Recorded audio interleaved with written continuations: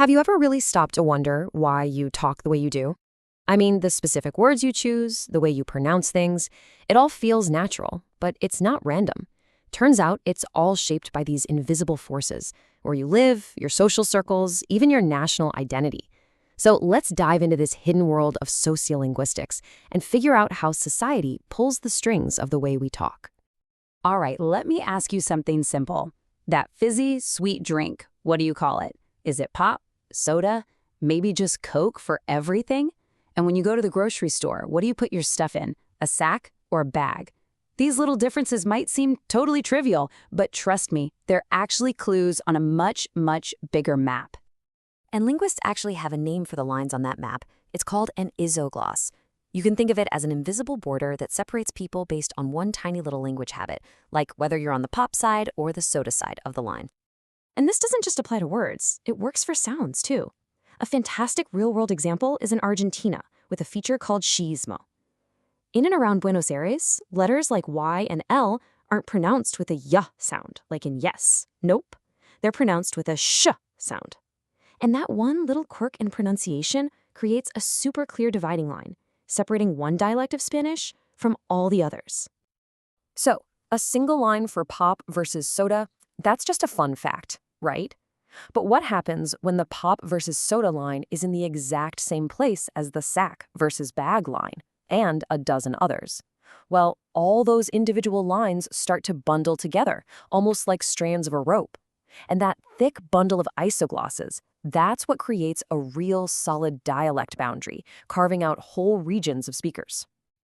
Okay, so we've seen how geography draws lines between us, but what happens when different languages or dialects have to live together in the same place? Well, it turns out they almost never exist as equals. They end up forming a kind of social ladder. Generally, societies handle this in one of two ways: bilingualism or diglossia. Bilingualism is what you see in a place like Canada, with English and French coexisting as separate languages. But diglossia is something different and really fascinating. It's where you have two versions of the same language, but they're locked in a strict hierarchy. There's a high variety for all the formal, important stuff, and a low variety for everyday life, and they are definitely not seen as equal. Let's make that real. Take a country like Egypt. The high variety, classical Arabic, is what you're going to hear on the news, in a university classroom, or in a politician's speech. But the low variety, Egyptian Arabic, is what everyone actually uses to talk to their friends, their family, at the market. So get this, the language you grow up speaking, your actual mother tongue, is the low one, while the high version you learn in school is considered the only correct one. So we've gone from lines on a map to social ladders in a community. Let's zoom out one more time, to the biggest scale, the entire nation. How does a whole country, with all of its different dialects, settle on just one official language? Well, it's almost never an accident. It's a very intentional process that we call language planning. And there's a pretty clear playbook for how it's done. Step 1 is selection. You gotta pick a winner, like Tanzania did when it chose Swahili. Step 2 is codification. You make it official by writing dictionaries and grammar books. Then comes elaboration, which means you make sure the language can handle everything from science to poetry. After that, you've got implementation. The government pushes it out through schools and the media. And the final goal, the endgame, is acceptance, when the people themselves embrace it as the true voice of the nation. But here's the thing. This process is always loaded with tension. Why? Because language is a powerful symbol of who you are. Picking one dialect as the standard means giving a ton of power and prestige to the people who already speak it, while everyone else has to catch up. This is exactly why language planning has sparked riots in India and fueled what they called national language wars in the Philippines. It is never just about words. Okay, so we've seen how languages get chosen and standardized, but let's flip that on its head. What about how brand new languages are born? This incredible thing happens when groups of people who don't share a language come into contact and are forced to figure out a way to talk to each other, building something new from the ground up. The process usually starts with something called a pidgin. A pidgin is a simplified mashup language. It's like a linguistic toolkit built for a specific purpose, like trade.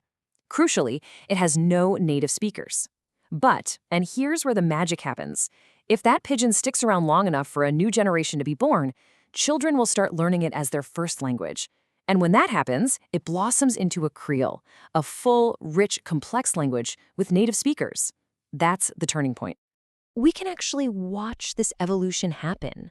Let's look at Tok Pisin, a Creole from Papua New Guinea. In its early pidgin stage, if you wanted to say you will go, you had to use a whole separate clunky phrase borrowed from English, "Bime by you go," which literally means by and by you go. But native speakers are efficient, especially kids. They're not going to waste time on a clunky phrase like that. So over time, bye-bye got worn down, kind of like a stone in a river. It got shorter, and then it actually attached itself directly to the verb. It went from being a separate word to a little piece of grammar, the prefix be. And there it is. The result is you be go, you will go. A whole phrase has collapsed into a single, elegant grammatical marker. That is how a simple pidgin develops the rich grammar of a true Creole language, literally evolving right before our very eyes. How cool is that? Man, we have journeyed from maps to societies to the birth of brand new languages. For our final stop, let's zoom all the way in to the most personal level. What does it really mean to be good at using a language? I'll give you a hint. It has a lot less to do with perfect grammar than you think. Okay, picture this scene. A student walks right up to their professor and says, "Give me the exam now."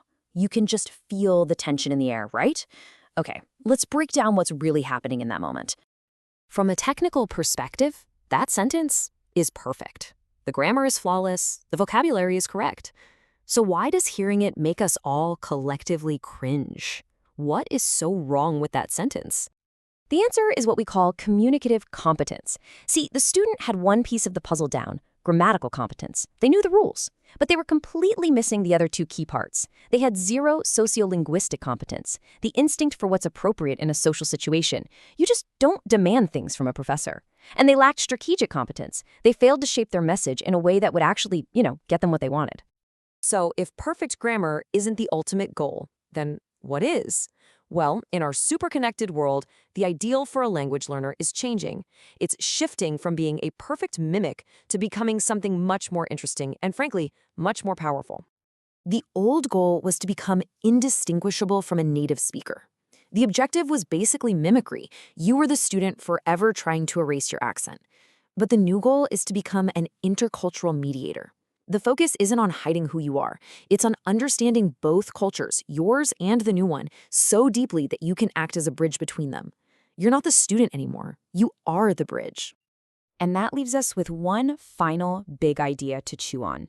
In a world where communication across cultures is everything, maybe, just maybe, the person who can build bridges is actually more valuable, more skilled, and more powerful than the person who is simply born on one side of the river.